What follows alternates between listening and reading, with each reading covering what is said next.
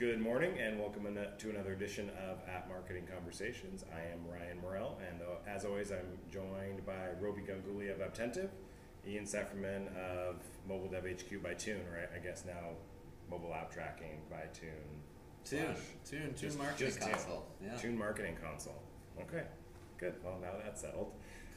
So there's been a lot of news, although we're just a little bit late in talking about it, but I think it's good that we've each had some time to let the news from Google I/O and WWDC kind of settle within the market and ourselves. So we're going to talk about what we believe to be the biggest announcements to come out of those two shows. So we're not going to talk about Apple Music or Google Photos because they're not really relevant to the app marketer.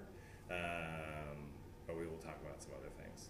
So, Roby, why don't we start with you? What do you think the two biggest announcements out of Google I/O were?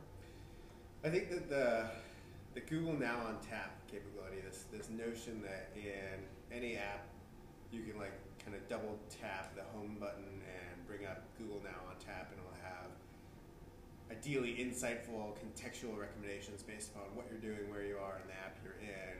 That was really powerful, and the demonstrations around it were kind of like whiz bang. I mean, when they were up on stage showing that off, I was like, "What? Really? You could do that?"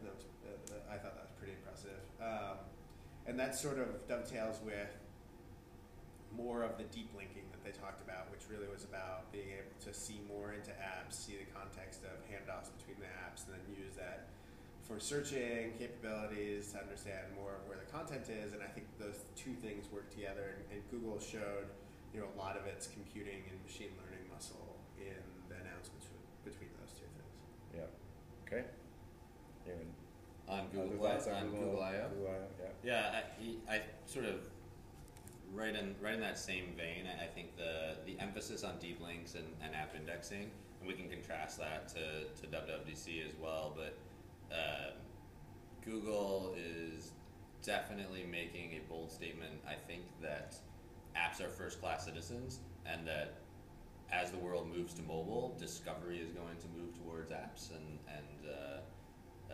the emphasis that they put on deep linking and app indexing was really apparent to me. Yeah.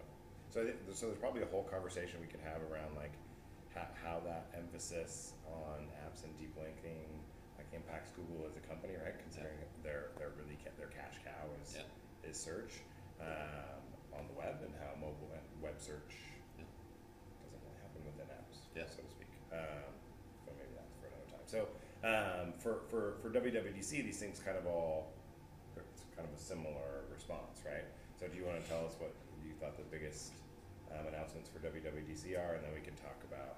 Yeah, so contrasting the deep linking, I think there was part of the new proactive stuff on Siri that they were talking about. So they basically revamped universal search or deep linking within iOS 9, basically allowing you to actually index individual pieces of content within an app to the device itself, which is actually really interesting.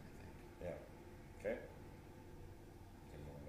I mean, I think that the thing that's interesting is the clear hammer that Apple is using around privacy, right? So a couple of weeks before Tim Cook starts to talk more publicly about privacy, and he actually, has a speech to, I think it was like the FCC or some governing body about privacy, and talking about how other companies like Facebook and Google are doing the wrong thing, and Apple's really going to take the right stance and thinks that this is important. And then at WW, they talked about their approaches to these problems, and they're like, everything's on device.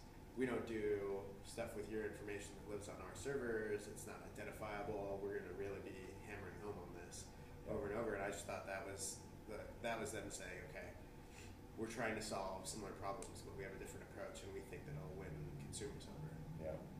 So I thought the most interesting thing, I think, when we look back on it, and I actually 20 years from now, this might be an interesting Harvard Business School review, is how both Apple and Google they're both trying to win, and I think they've both won, but they're both just trying to kill each other. And so Apple is trying to get better at services with the release of proactive, the app indexing stuff, etc., faster than Google is trying to get better at building operating systems and building devices effectively, right? So the question is, like, who's going to get good enough at both of those? I think you probably argue that they're both good enough now, but who's going to get so much better than the other fastest to maybe control the industry moving forward? Because they both are trying to do the same thing, it's just different approaches, right? Yeah, absolutely. I think, you know, if I had to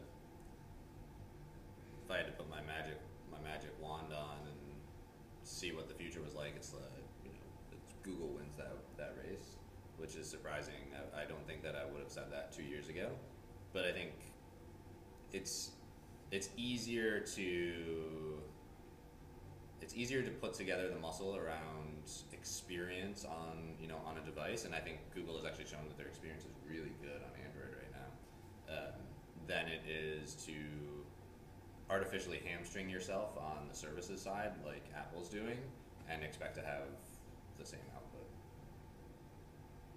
Okay, yeah, fair enough. I don't know that I have an opinion other than the more that I use the unique things about the iPhone, like Touch ID, etc., the harder it's ever going to be for me to leave. That's totally true. Just because of the integrated nature of the hardware and the software. Yep. So I think it's always going to be a challenge for Google to do that. I don't know, do you have an opinion on who wins that long-term battle? I mean, I don't know that one of them has to die. I think from the consumer perspective, and I think in the next segment we'll go into some more stats and details that a few of the people in the industry have been sharing around, and that'll be useful to tune into. But it seems like the sheer volume game is definitely being won by Android.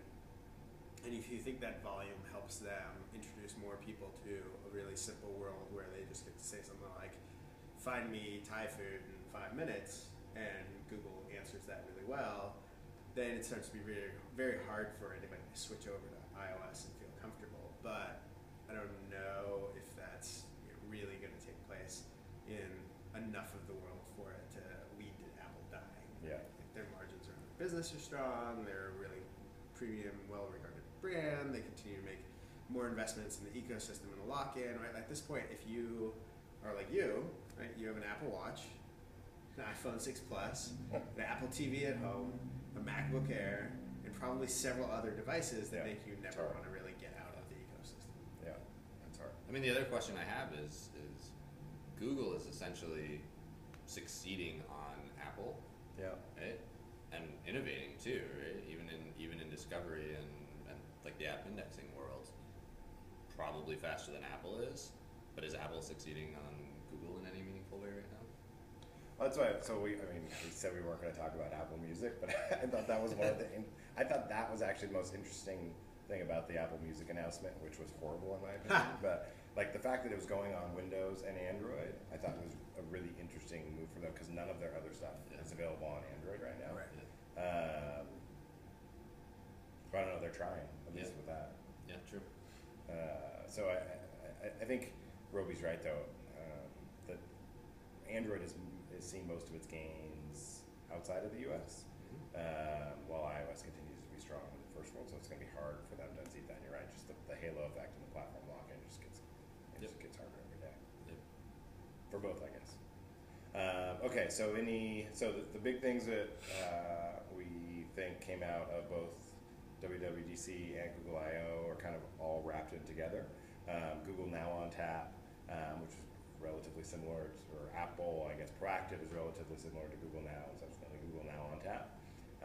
And then both of their emphasis on app indexing and deep links so that users can find content more easily and get into the content that they want through search. Yep.